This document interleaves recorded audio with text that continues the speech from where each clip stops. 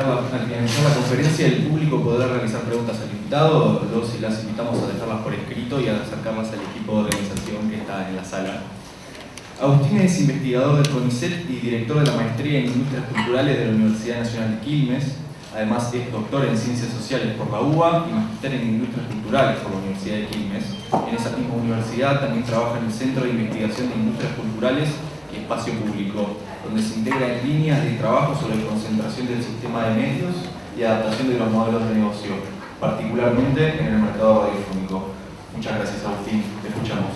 Bueno, ahí se escucha bien, ¿no? Bueno, buenas tardes. Me voy a poner un poquito del costado y de última lo voy comenzando caminando como si fuese una clase, aunque no va a ser tal. Bueno, muchas gracias por la invitación, muchas gracias por la presentación. La verdad que para mí es un orgullo esta invitación, y además me trae muchos recuerdos porque la Universidad de Lomas es la primera que pisé. Ayer tenía un profesor en la secundaria que nos trajo a la Universidad de Lomas, que era profe acá, y fue el primer estudio de radio que conocí, al que entré y sentí un poco esa magia. No sé si les pasa a ustedes, pero cuando uno ingresa a un estudio de radio se siente que deja atrás un poco el mundo. Bueno, la invitación a trazar este panorama que se propone ser una respuesta, aunque también va a plantear varias incertidumbres, ¿no? Y siempre queda un poco mal responder una pregunta con otras preguntas sobre qué le pasa a los medios de comunicación.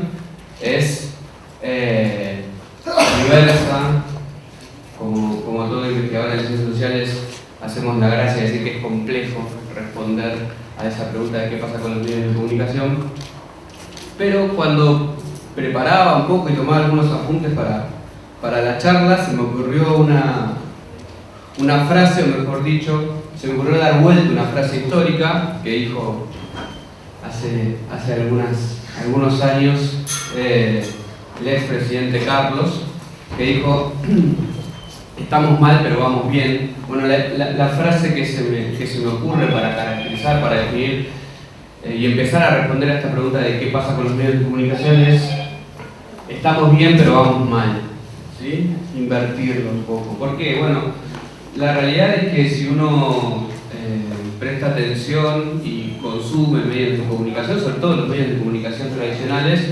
no se percibe una crisis, más allá de algunos casos puntuales, pero lo cierto es que poco a poco se va produciendo una erosión en el sistema de medios de comunicación que afecta principal e inicialmente a los medios de comunicación tradicionales, ¿sí? Como se podrán dar cuenta, vengo acá a dar muchas ilusiones, ¿no? Y a generar muchas expectativas. ¿Cuántos acá estudian comunicación? Bien, buenísimo, ojalá sigan con ganas. No es esta una charla para motivarlos, sino para plantear una serie de cuestiones que están en el mundo en el cual ustedes seguramente se van a insertar laboralmente, si es que no lo están ya. Estamos bien, pero vamos mal por distintas cuestiones.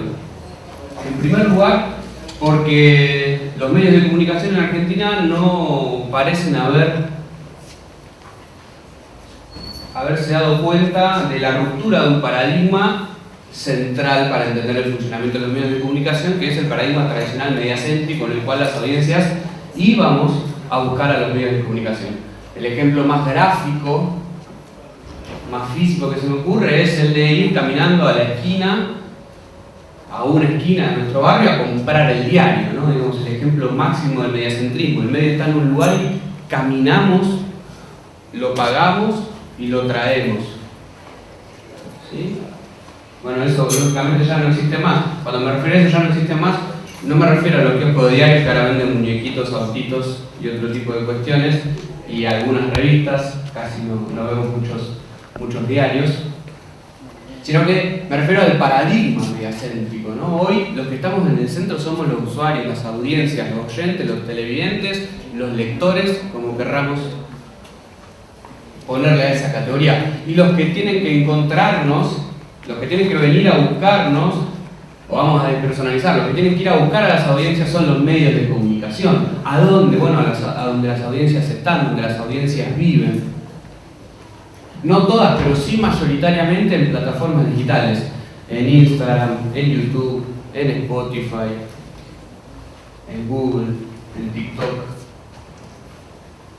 Eugenia Mitchell y Pablo Bukowski hablan del consumo incidental, de entretenimiento y de noticias, que es lo que muchas veces cada uno de nosotros hace cuando abre y cuando agarra su celular. Uno se va encontrando por el camino contenidos generados por amigos, contenidos generados por randoms y contenidos generados por medios de comunicación. Algunos son de noticias, algunos son de entretenimiento y se va mezclando. Y lo que nos interesa quizás lo profundizamos, o quizás el algoritmo lo profundiza por nosotros, mostrándonos más de eso, ¿sí?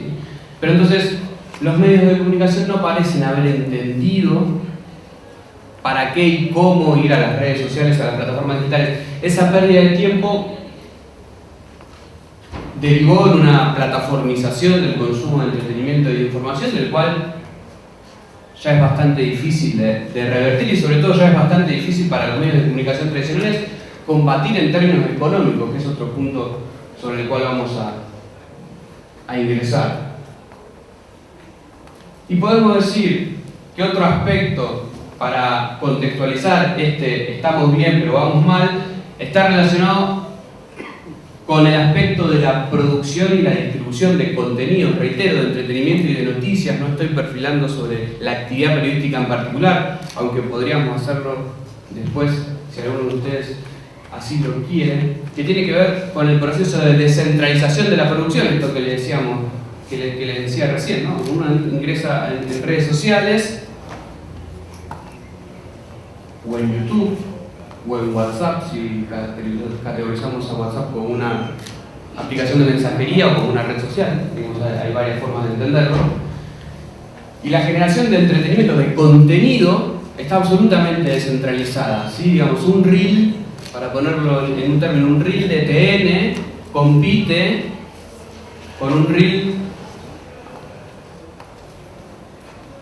de alguien que cuida perros y que los rescata de la calle. Estoy poniendo mucho este ejemplo porque estoy consumiendo mucho de ese tipo de reels últimamente. Que lo rescata, que lo cuida, la historia con final feliz,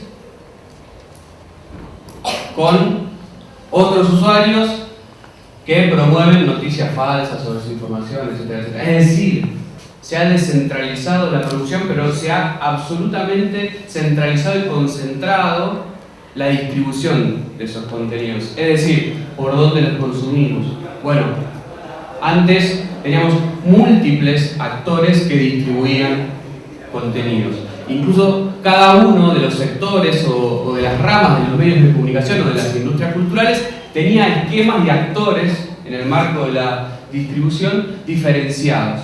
Hoy los contenidos circulan en plataformas de muy pocas empresas, ¿sí? De Meta, de Google, de Netflix, TikTok y poco más, ¿sí? Sobre todo pensando en ese proceso de plataformización de los contenidos. Y en el medio de toda esta tormenta, algo que vamos a retomar al final, que es la ausencia, hace 10 años, la ausencia total del debate por los medios de comunicación en materia de política pública, ¿sí? Ayer uno de los candidatos a presidente dijo que iba a financiar el cine con impuestos de las plataformas, pero no está en la agenda, no está en plataforma y no está en debate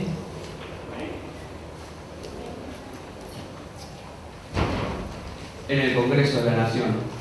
Sí, digamos, no es un tema en términos de un like dólar, no es una cuestión sobre la cual la política y los gobiernos, los distintos gobiernos que sucedieron en estos 10 años, en Argentina están pensando alternativas. Digamos, la actividad no solamente regulatoria, ¿sí? Porque la política pública no es solamente la regulación, sino incluso el desarrollo de programas, de planes, ¿sí? Por ejemplo, la idea de pensar un plan educativo en torno a la ciudadanía digital, en torno a los derechos humanos en Internet, ¿sí? Asociado al proyecto de Conectar Igualdad, por ejemplo, etcétera. Bueno, está fuera de agenda, ¿sí? No se está problematizando.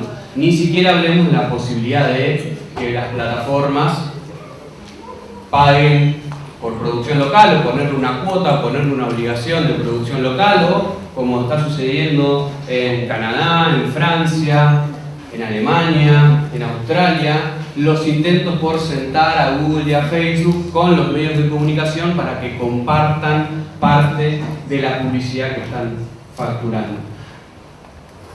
Era para el otro lado. Bien.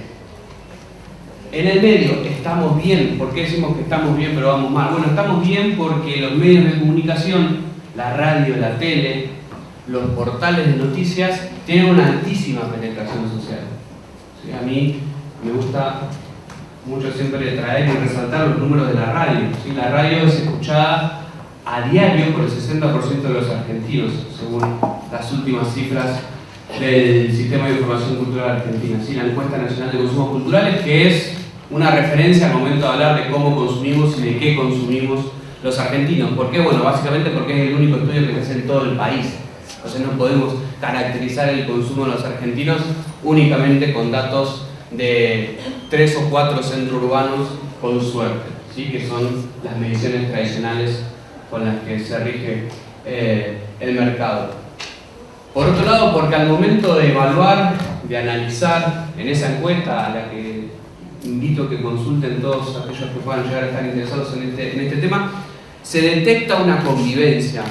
¿Qué quiero decir cuando les digo que se detecta una convivencia? Bueno, claramente el diario en papel es algo que ha dejado de circular, ¿sí? Que se ha dejado de consumir. Eso incluso está dentro de los números del mercado publicitario, donde el diario en papel hoy se está quedando con entre el 2 y el 3% de la torta publicitaria. Pero los números de la tele, de los canales de televisión abierta, de los canales de cable, los números de los portales informativos, es decir, de las cabeceras informativas que en muchos casos se pasaron del papel al digital, son muy buenos.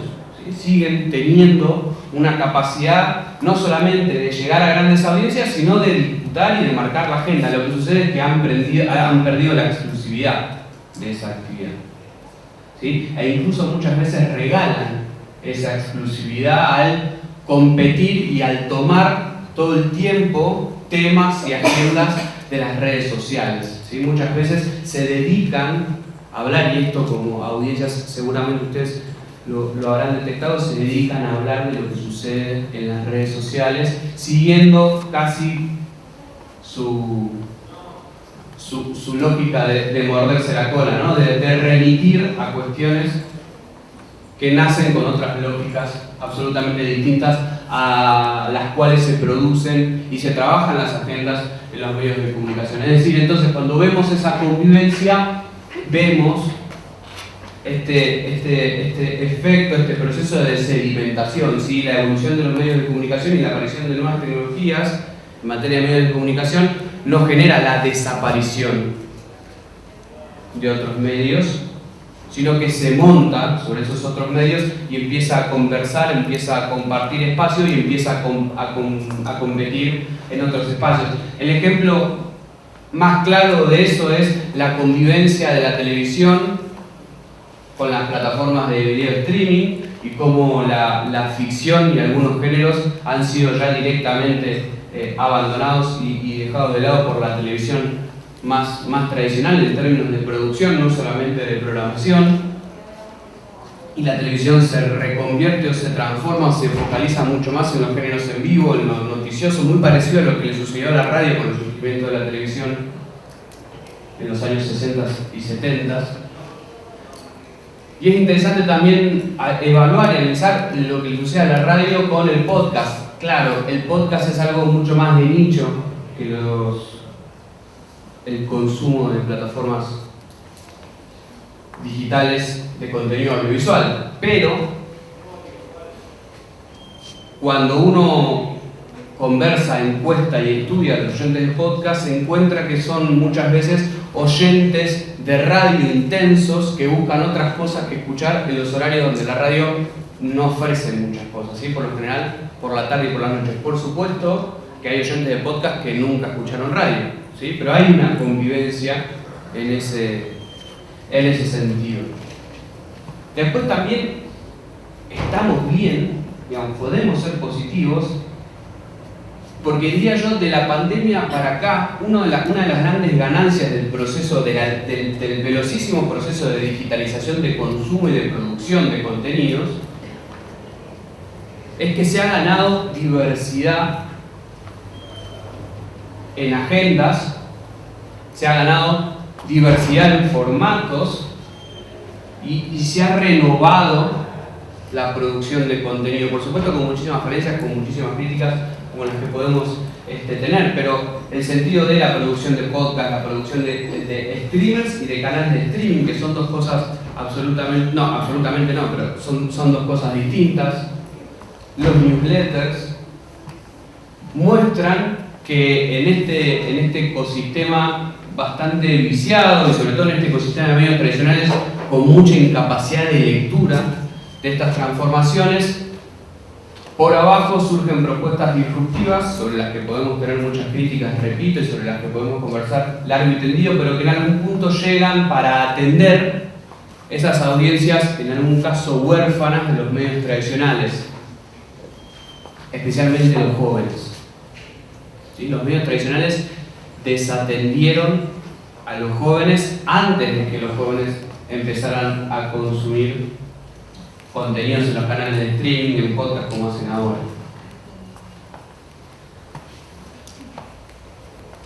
Estoy pensando que ya estoy hablando de los jóvenes como algo ajeno, lo detecto como un signo de maduración. Con 32 años está muy bien, ya me parece buen momento.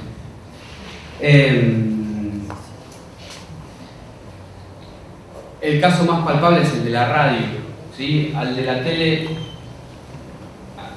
hay otras cuestiones en el medio, pero la radio es un medio que abandonó la programación joven de Pergolini y Andy Kuznetsov para acá, ¿sí? E interpretó, por eso les decía de esta miopía o esta falta de capacidad de lectura de la tendencia del mercado, interpretó que con Pergolini y que con Andy Kuznetsov, por mencionar dos nombres, ¿sí? De ejemplos de los formatos jóvenes y renovadores en la radio, iban a llegar a los jóvenes todo el tiempo. ¿Sí? Que una persona de 40, 45, 50 años iba a poder llegarle a una persona de 20 años de la misma manera que en el año 2010 o que en el año 2000.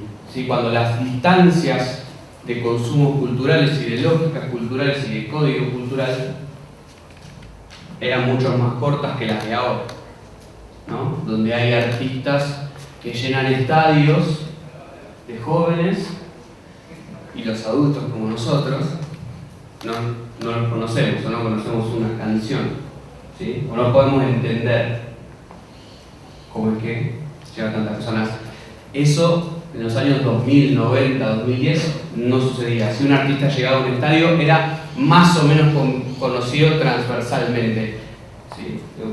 Un River, un Vélez, un estadio para 18.000 o 15.000 personas como el Movistar Arena o el Milenio TV, etcétera, etcétera, reflejaba una transversalidad en el conocimiento que hoy ya no existe. Y por otro lado, para terminar con este diagnóstico positivo de la situación de los medios de comunicación, está la confianza y la credibilidad. Los medios tradicionales, y sobre todo los productores tradicionales o más longevos, por decirlo de alguna manera, de medios de comunicación en nuestro país, generan confianza en las audiencias. Y el ejemplo de eso fue la pandemia.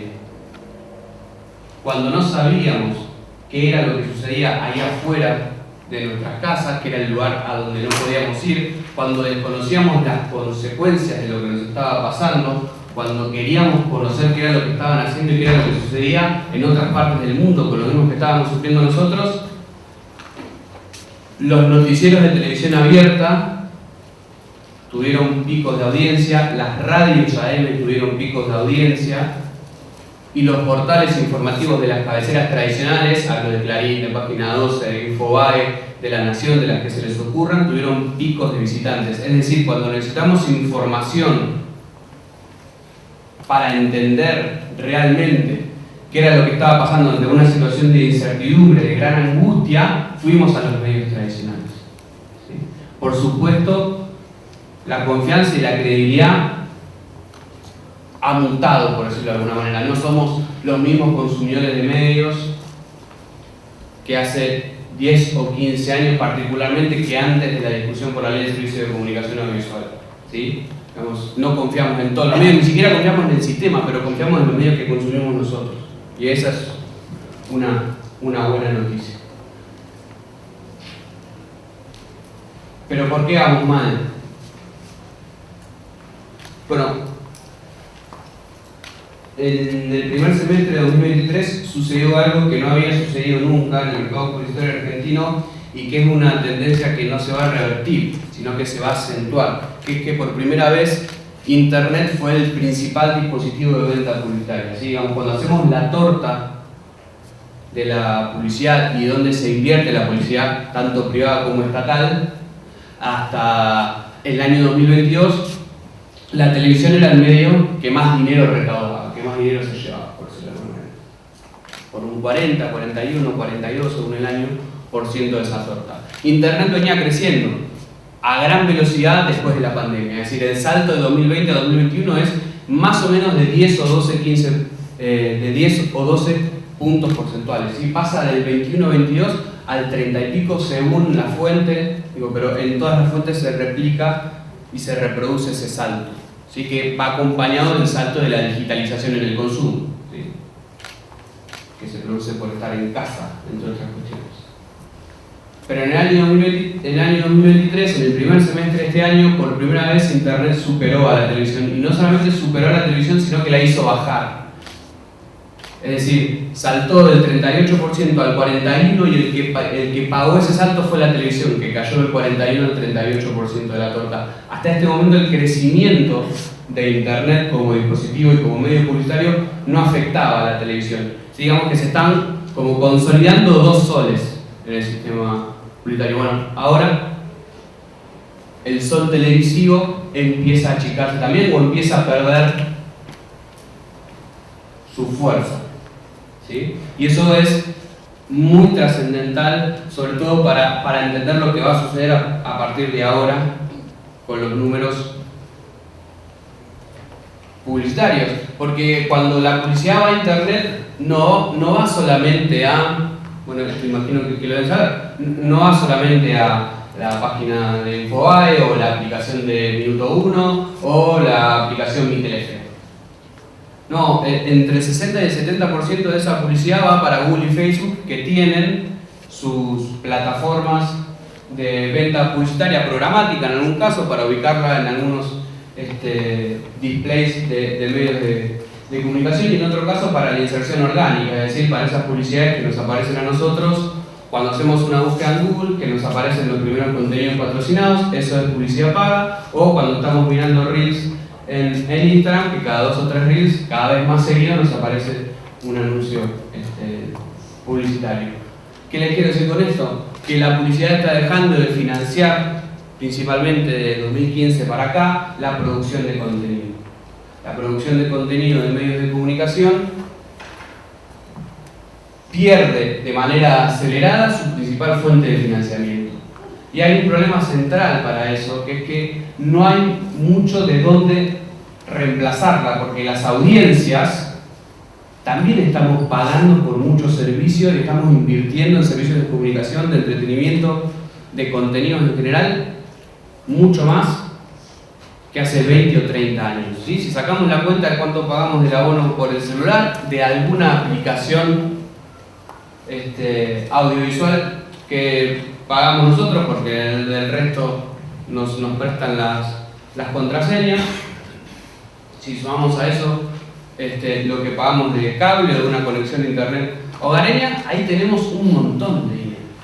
Entonces, realmente la posibilidad de conseguir que las audiencias se suscriban o que se transformen en un financiamiento directo de la producción de contenidos es excepcional.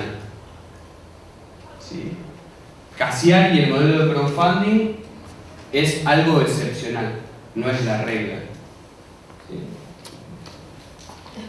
Futurock también es algo excepcional.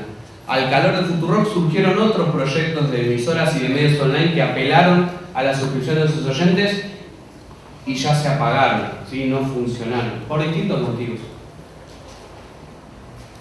Pero entonces hay ahí un grandísimo problema en cómo se financia la producción. No solamente en quién la financia, que es el segundo punto, ¿no? Cómo esta erosión de la publicidad para medios viene acrecentada de un crecimiento de la relevancia en la torta que va a medios de comunicación del Estado y de todos los niveles del Estado, del gobierno nacional, del gobierno provincial, municipal, legislaturas, bancos, empresas estatales, todo lo que se les pasa por la cabeza. Eso viene creciendo muchísimo en importancia dentro de los dineros que recaudan los medios de comunicación. ¿Por qué? Porque cuando va el privado cada vez invierte más en redes. El que sigue sosteniendo buena parte del sistema de medios de comunicación es el Estado. ¿Sí? Y acá hay transversalidad editorial, digamos. Si sacamos la publicidad oficial y si sacamos las pautas publicitarias de empresas públicas, se caen todos, o casi todos. ¿Sí? Por otro lado, venimos mal por esto que les decía antes, por la demora en plantear las discusiones por el proceso de plataformización en términos de política pública, ¿sí? De plantearlo sobre todo como un problema social, no como un problema empresarial. No es un problema de financiamiento para las empresas, es un problema para nuestra sociedad. ¿Qué tipo y qué calidad de información y de contenido consumimos y tenemos a disposición como audiencia? ¿Sí? Digamos, ahí caemos otra vez, bueno, caemos no, pero vamos otra vez a explicar una cuestión fundamental, que es que necesitamos información, noticias, entretenimiento, contenido relevante, diverso, plural, porque necesitamos un debate público robusto para sostener nuestro sistema democrático. Quizás no sea tan casual los cuestionamientos vigentes o circulantes al sistema democrático en relación a la situación del sistema mediático y a la situación de nuestro debate público. Y quién estructura y quién tiene la capacidad de estructurar y de poner las condiciones de ese debate público, bajo qué principios y bajo qué lógica. ¿Sí? Estoy hablando del proceso de privatización y de plataformización de ese debate público. Lo dejamos para otro momento. Además tenemos un problema, que es que en estos actores nuevos que van surgiendo, Olga, Luzu, Gelatina, no entendemos muy bien cómo es que surgieron, quiénes son los dueños, quién puso la plata para comprar un departamento, para comprar una esquina en Chacarita y armar un estudio. No lo sabemos, no lo entendemos, y eso también en algún punto inyecta lógicas de funcionamiento en la generación de contenido que desconocemos. ¿Son diferentes a las de los medios tradicionales? No. Porque tampoco conocíamos a todos los accionistas, por ejemplo, del Grupo La Nación, o del Grupo Infobae, o del Grupo Página 2, ¿sí? Para saltar esa grieta que estamos dejando atrás, en teoría. Y por el otro lado, y por último, en este diagnóstico pesimista, el proceso hiperacelerado de precarización laboral y de pauperización de las condiciones de empleo del periodismo y de los productores de contenido. ¿Sí? Cuando uno habla con un director de cine, con un director de cine o con un productor o con alguien que trabaja en cámaras y le pregunta cuántas películas tenían que filmar para poder vivir en un año, ese número creció muchísimo, entre otras cosas porque se partió por completa la unidad de producción audiovisual, y lo mismo con los periodistas. Hoy casi no se encuentran periodistas que trabajen para un solo medio de comunicación. La regla es que trabajen incluso los más encumbrados, incluso los que conocemos, en 2, 3, 4 medios, radios, canales de televisión, etcétera, etcétera, que muchos de ellos incluso tengan sus propios medios de comunicación, y teniendo sus propios medios de comunicación vayan a columniar o a panelear a otros medios. eso también es difícil de revertir si no se dan las discusiones estructurales de las que mencionamos antes. Bien, entonces,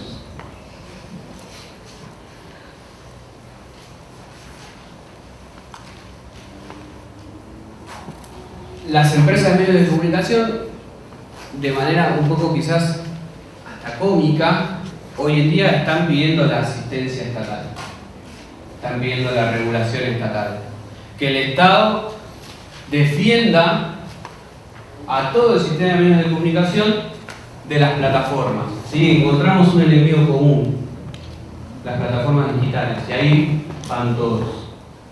¿Sí? Los que se oponían a la regulación y los que estaban a favor, todos coinciden en que el Estado tiene que arbitrar los mecanismos para que las plataformas publicitarias, en términos de Nielsen, Google y Facebook principalmente, paguen por el uso de contenidos y por el efecto publicitario que generan los contenidos de los medios de comunicación en esas plataformas.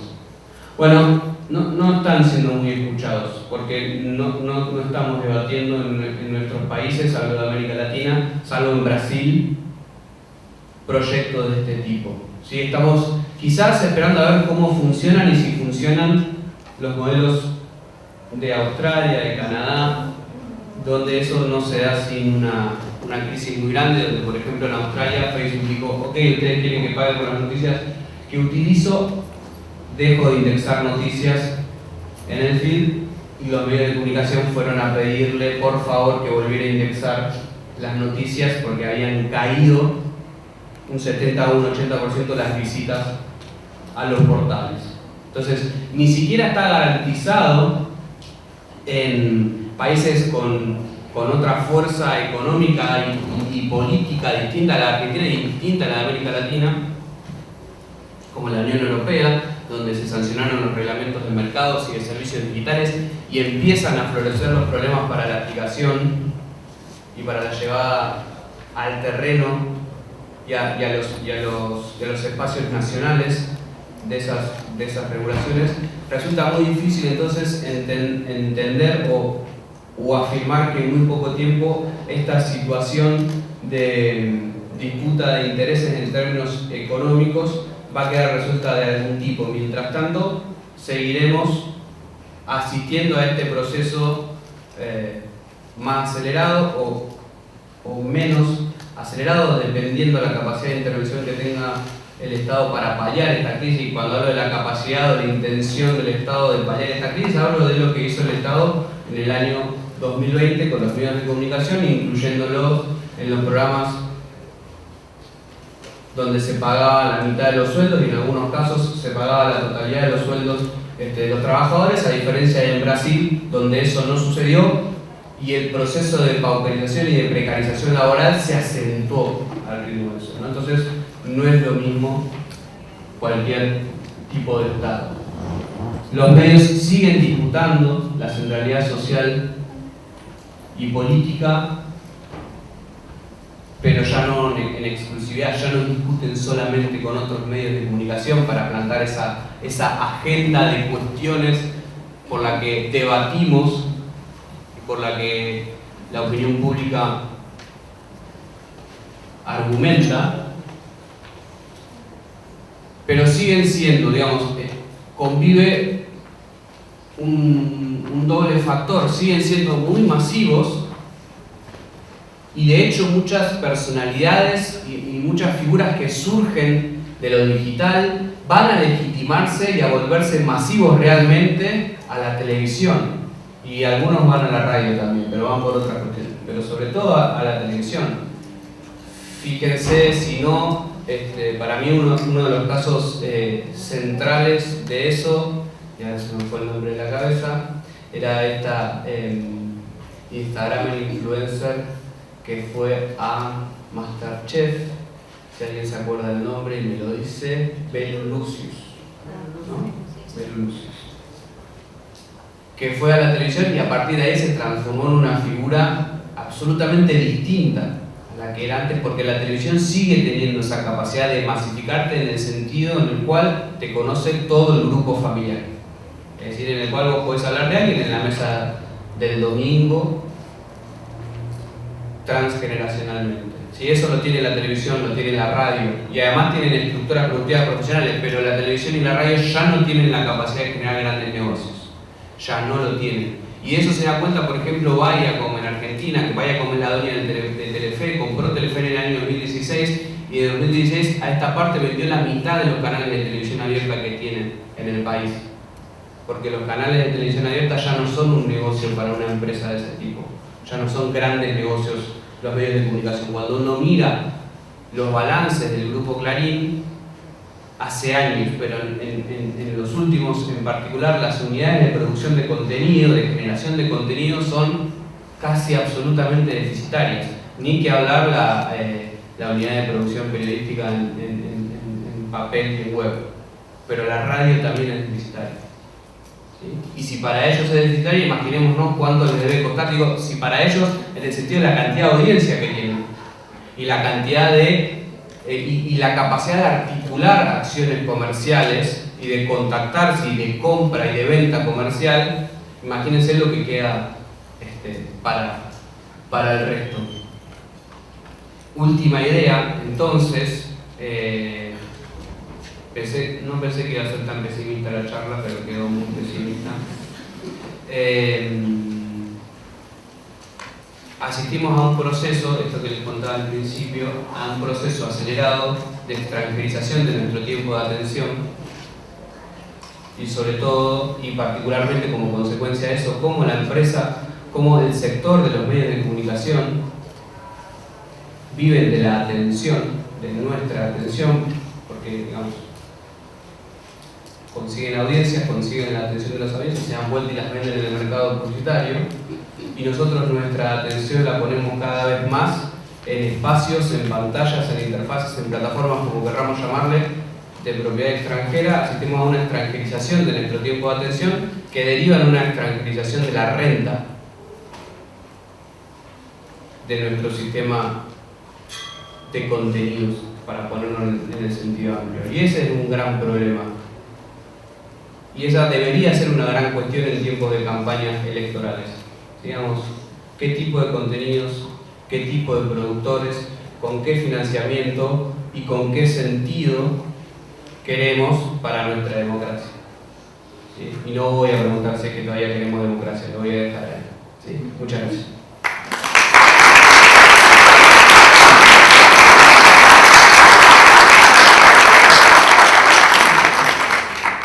Muchas gracias, Agustín. Ahora vamos a pasar a las preguntas del público. Hay tiempo para una sola pregunta. O dos. Si no pregunto yo, que traigo acá preguntas.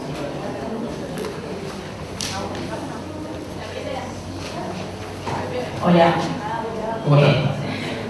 No la tengo muy elaborada la pregunta, pero me quedé pensando un poco también como futuros profesionales de la comunicación. Un poco qué se viene en la agenda, si crees que para los próximos 4 años el debate de la comunicación y sobre todo esta cuestión de, no sé si volver a poner en agenda la ley de medios, y si también la pérdida del espacio público en un punto, bueno, con el medio de la interrupción de la pandemia, que hizo obviamente que se profundice la era digital.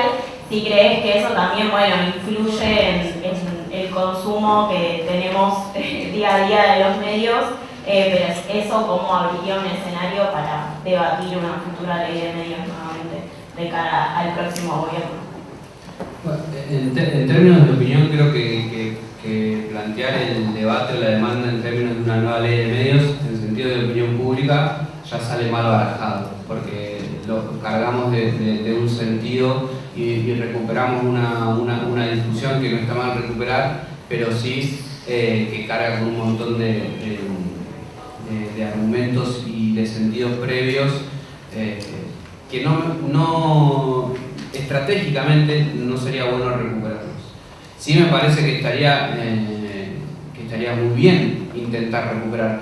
Intentar recuperarlo no solamente en el sentido de que exista un proyecto y de que los diputados y los senadores lo debatan o encuentren que eso es relevante, sino que creo que lo más importante o lo clave en esa discusión es el costado social, y es entender que tiene que ser una demanda social y sobre todo que hay una tarea por hacer, porque hasta el momento pareciera que nosotros estamos dispuestos como sociedad a pagar todos los costos de la plataformización. ¿Por qué? Bueno, básicamente porque Google, Facebook, Netflix funcionan muy bien, ¿sí? Y ahí tienen un punto súper a favor. Digamos, si te pones en contra a Google y a Facebook, va a ser muy difícil la disputa política.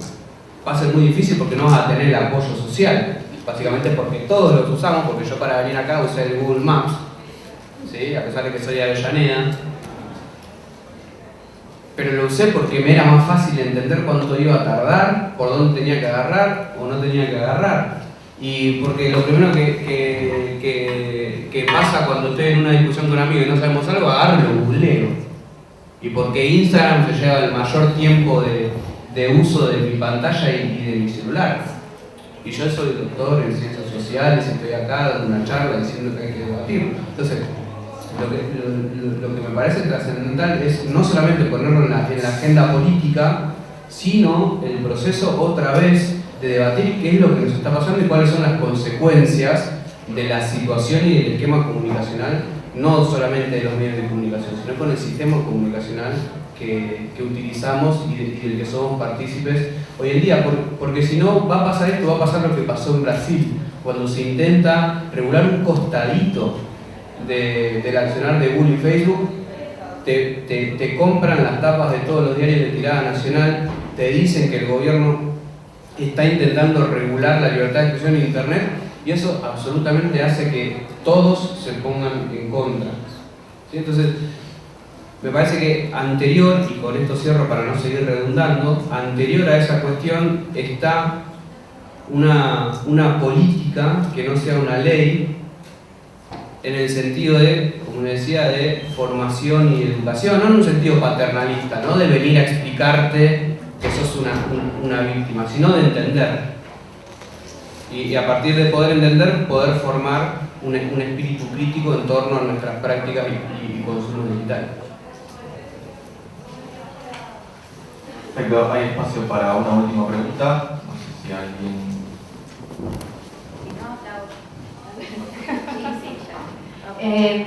Supongo que habrás visto o no algo que compartió Martín Becerra esta mañana en Twitter sobre la caída estrepitosa del tráfico que Facebook, Google, bueno, Meta y Google hacen hacia los medios tradicionales.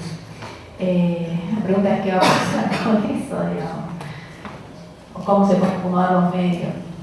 Bueno, en ese punto es una consecuencia lógica, porque cuando en todas partes del mundo los medios de comunicación, o no en todas partes del mundo, cuando en los centros económicos y políticos neurálgicos del mundo se les está planteando a estas plataformas que empiecen a pagar por cómo utilizan las noticias y los contenidos de los medios de comunicación, la estrategia obvia es: si yo por cada cosa que ponga en los medios de comunicación voy a tener que pagar, voy a tratar de poner menos cosas de los medios de comunicación. Y ya que lo voy a hacer en algunos países, lo hago en todo el mundo, ¿no? Digo, porque me precipito a eso.